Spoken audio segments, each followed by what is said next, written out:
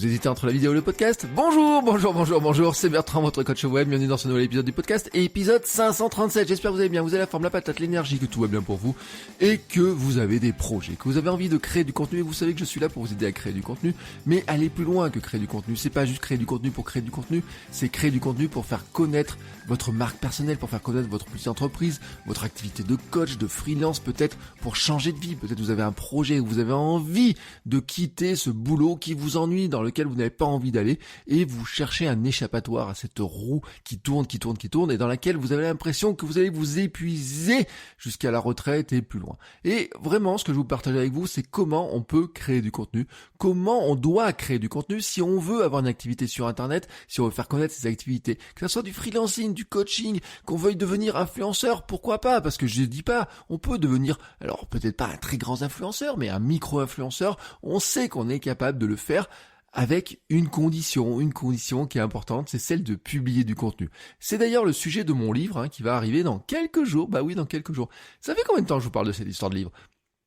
Je sais pas, on va dire 2 ans, ou 3 ans peut-être, je vous dis une histoire, j'ai un livre et tout, j'ai commencé à l'écrire, c'était mon projet du NaNoWriMo de 2017, et puis voilà, il s'est pas fait, etc., il n'était jamais publié, et pourtant aujourd'hui, je peux vous le dire, parce que toute la semaine, les patrons, ceux qui financent ce podcast sur Patreon, l'ont eu sous les yeux, ils l'ont relu, ils ont fait des petites annotations, des corrections, on a revu encore la couverture hier, on a changé des petits éléments, etc., et dans quelques heures, je peux vous dire que dans quelques heures, vous serez en mesure de le trouver sur Amazon, sur les plateformes de téléchargement, etc. Parce qu'il est prêt. Oui, il est prêt. Enfin. Oui, moi non plus, je croyais que ce serait impossible. Je me suis dit à un moment donné, il ne sortira jamais. Et qu'est-ce qui s'est passé ? En début septembre, je me suis dit, il est temps maintenant. Il est temps. J'en ai marre de voir tout le monde sortir son bouquin. J'en ai marre de voir les autres le faire. Pourquoi moi je n'arrive pas à le faire ? Alors j'ai appliqué ma méthode à moi, la méthode du contenu minimum viable. Je l'ai appliquée à moi, à mon livre, ce que je n'avais jamais fait avant. Et je me suis donc appliquer ma propre méthode à moi, et vous savez quoi ? Ça a marché. Bah oui, ça a marché. Il est là. Et alors, si vous voulez savoir où le trouver, pour l'instant, j'ai pas le lien. Pour l'instant, je n'ai pas le lien. Mais je vous mettrai bien sûr le lien dans les notes de l'épisode quand je l'aurai. Donc, je mettrai à jour les notes. Et puis surtout, je vous l'enverrai par mail. Donc, vous venez en bas, sous la description de cet épisode ou sous la vidéo, parce qu'on va parler de vidéo, vous trouverez un lien pour vous inscrire à mes mails, mes conseils par mail, dans lequel je vous enverrai le lien vers le livre quand il sera sur les plateformes d'achat en papier et en achat en téléchargement. Ça va arriver dans les heures qui viennent. Mais aujourd'hui, le sujet n'était pas du tout celui-là. Aujourd'hui, je voulais parler de vidéo. Bah oui, de vidéo. Alors, vous le savez, si vous écoutez tous les épisodes du podcast, si vous avez écouté tous les épisodes du podcast, j'ai dit, et je l'ai dit sur mon podcast, mais j'ai dit aussi à plein d'endroits, que pour moi, filmer un podcast, c'était contre-productif, que ce n'était pas très intéressant de filmer un podcast.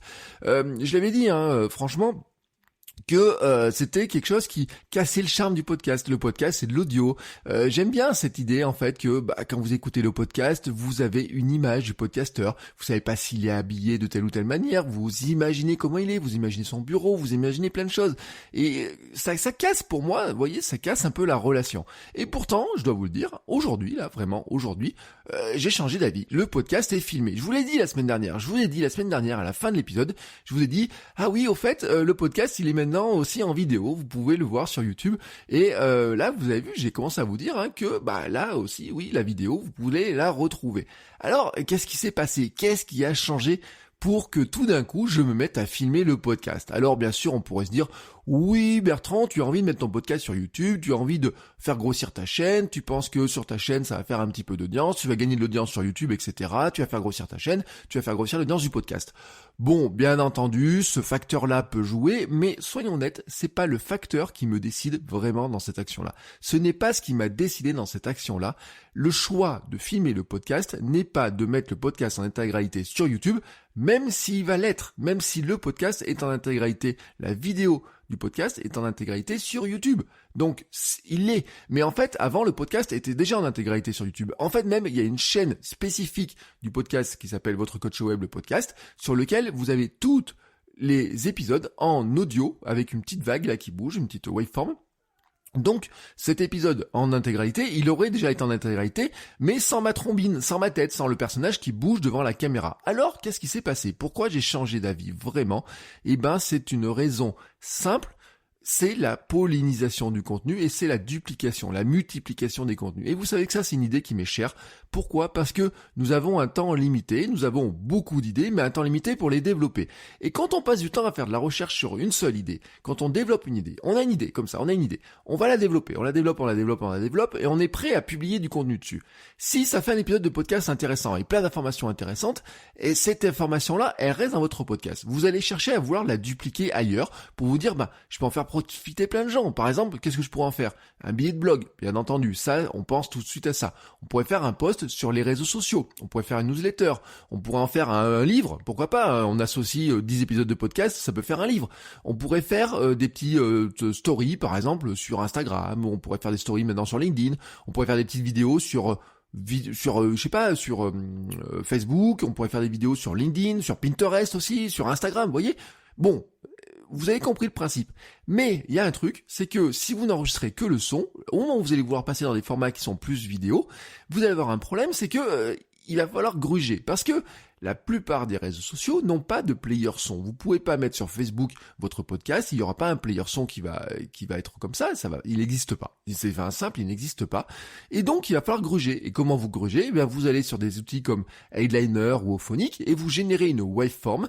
Donc, c'est-à-dire que vous mettez votre son en MP3, il va vous générer une forme qui bouge avec une petite image. Et donc, les gens, ils vont voir quoi ? Ils vont voir une forme qui bouge. Alors, si vous mettez un épisode d'1 heure sur Facebook avec une forme qui bouge comme ça, je pense que personne ne la regardera jamais, ce n'est pas possible. Alors ce qu'on fait, c'est qu'on va faire du redécoupage, on va prendre des petites séquences, on va les découper en 15 secondes par exemple pour mettre sur des stories Instagram, on pourrait en faire aussi pour de l'IGTV. Mais soyons honnêtes, regarder une forme qui bouge même pendant 1 minute, c'est pas très dynamique, c'est pas très encourageant, on n'a pas trop envie de le faire.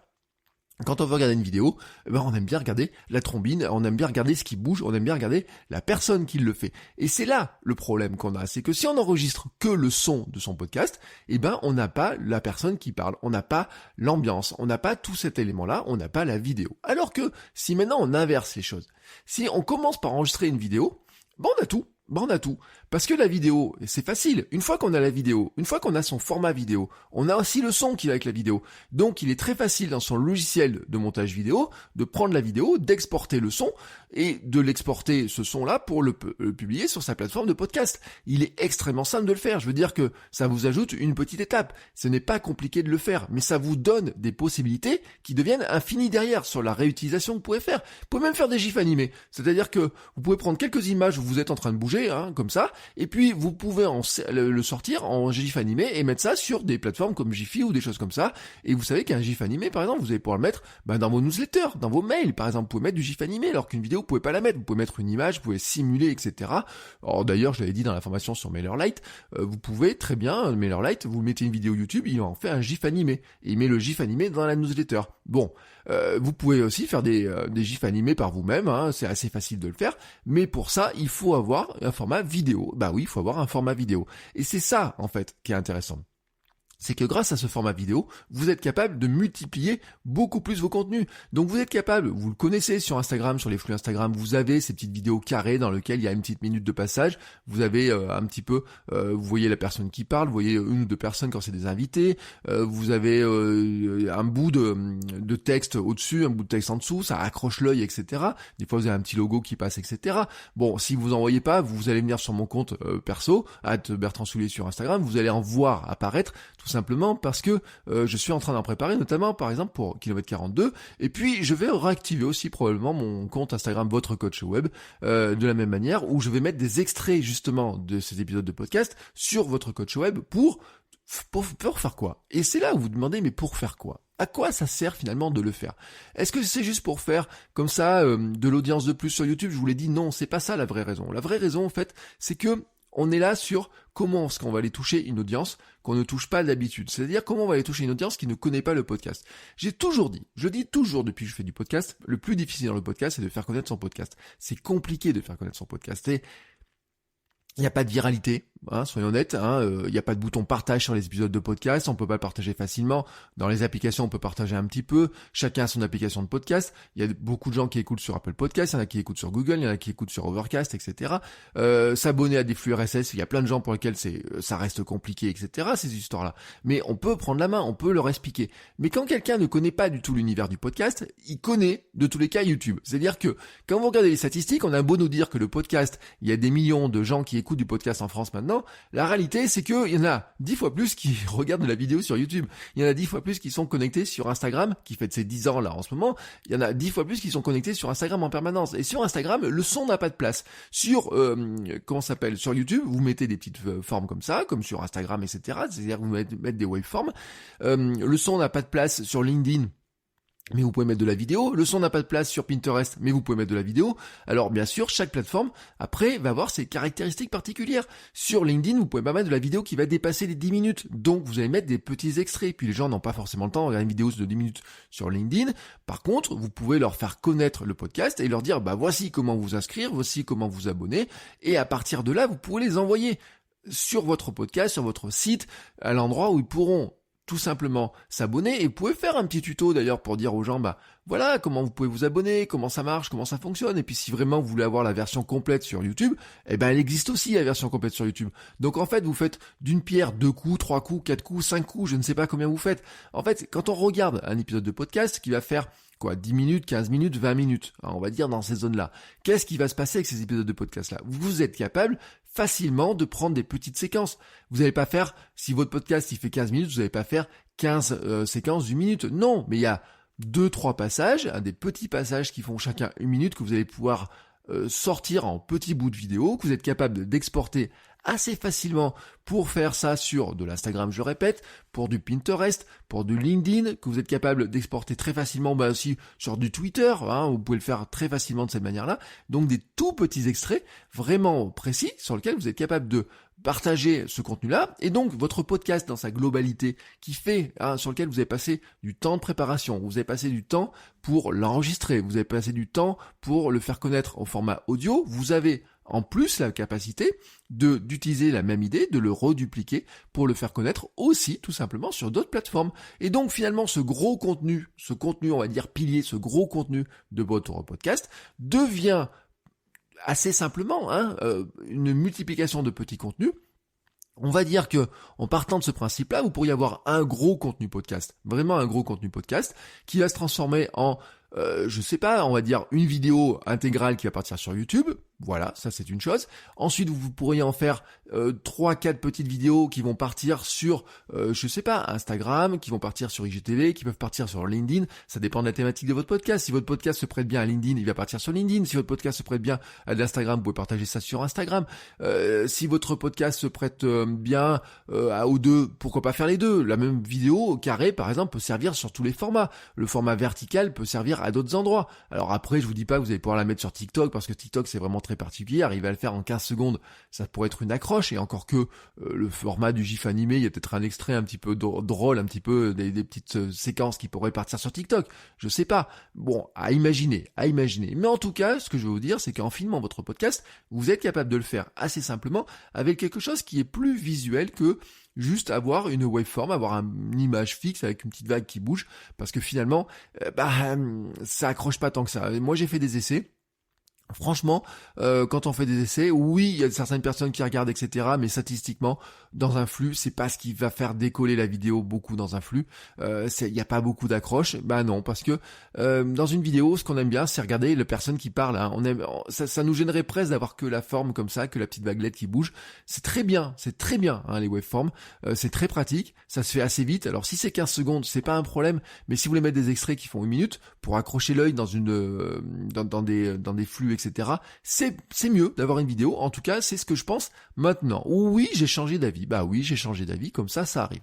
Alors maintenant, il reste une question du pourquoi. Enfin, maintenant qu'on a fait le pourquoi, plutôt, il reste la question du comment. Comment on peut faire ça? Alors, je vais pas vous donner le schéma complet parce qu'après, ça va dépendre de des outils que vous avez. Mais je le répète, le plus simple, c'est vous filmez votre vidéo, vous filmez votre podcast en vidéo. Vous filmez une vidéo, en fait, dans laquelle vous parlez, mais vous imaginez bien que vous êtes en podcast. C'est-à-dire que votre format principal, c'est bien le podcast au départ. C'est bien le podcast. Vous n'êtes pas dans la vidéo dans laquelle vous allez retailler les choses, dans laquelle vous allez partager montrer des choses à l'écran, etc. Parce que vous êtes vraiment parti sur un format podcast. Vous faites un podcast. Donc, c'est juste un podcast que vous filmez. J'ai envie de dire même, j'ai vu des gens qui le font, qui ne regardent même pas la caméra. Moi, je regarde la caméra, je trouve que c'est plus sympa. Mais vous n'êtes pas obligé de regarder la caméra. Vous pourriez regarder vos notes, regarder quelque chose d'autre, vous pourriez bouger, etc. C'est pas gênant. Mais en tout cas, vous obtenez un bout de vidéo de cette manière-là. Donc, vous enregistrez votre podcast vraiment, c'est juste que vous rajoutez la caméra et vous filmez ça en fait avec votre... Alors, c'est là où techniquement, il faut voir comment vous allez faire les choses.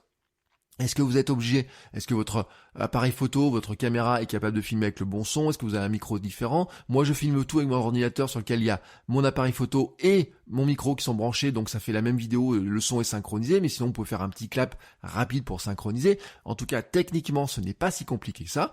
Si vous avez un Final Cut, un Adobe Premiere ou un logiciel comme ça, la synchronisation, elle est même automatique. Vous mettez la vidéo avec le son qui sort par exemple de l'appareil photo et le son enregistré par votre micro de podcast. Si c'est des sons séparés, la synchronisation, il est capable de le faire. C'est pas un problème, il est capable de le faire. C'est assez simple. Une fois que vous avez cette grande vidéo comme ça, vous allez la monter vraiment dans l'esprit podcast, vraiment dans l'esprit podcast. Vous allez même rajouter vos petites intros sonores et des choses comme ça.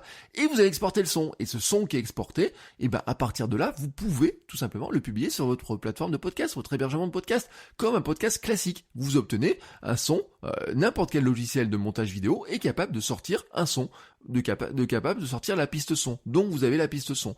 Et à partir de là, une fois que vous avez fait ça, vous avez donc votre podcast, vous avez votre vidéo complète pour YouTube, et à partir de là, maintenant que vous avez votre vidéo complète, vous pouvez prendre la petite vidéo complète et la redécouper en petits morceaux que vous allez pouvoir retravailler dans des formats carrés, dans des formats story, en retaillant si c'est du format story. Si c'est un format carré, ce que vous allez faire, j'ai envie de dire, vous pouvez mettre un bout de texte en dessus, un bout de texte en dessous. Vous allez mettre un petit sous-titrage texte qui va être vite fait parce que vous sous-titrez pas 1 heure de podcast, vous allez sous-titrer 1 minute de podcast, mettre les 3, 4 phrases ou 5 phrases qui sont importantes dans ce que vous êtes en train de dire, ça va être vite fait, surtout si vous parlez pas trop vite, à la différence de moi qui parle vite, il y a plus de texte à mettre, mais si vous parlez pas trop vite, vous allez avoir un tout petit peu de texte à mettre. Hier, j'ai fait un essai sur une vidéo qui fait 1 minute, sous-titré, ça va pas vous prendre plus de 10 minutes. Soyons honnêtes, ça va pas prendre très longtemps. Et donc, plus vous allez en faire, plus vous allez voir que c'est relativement facile à faire.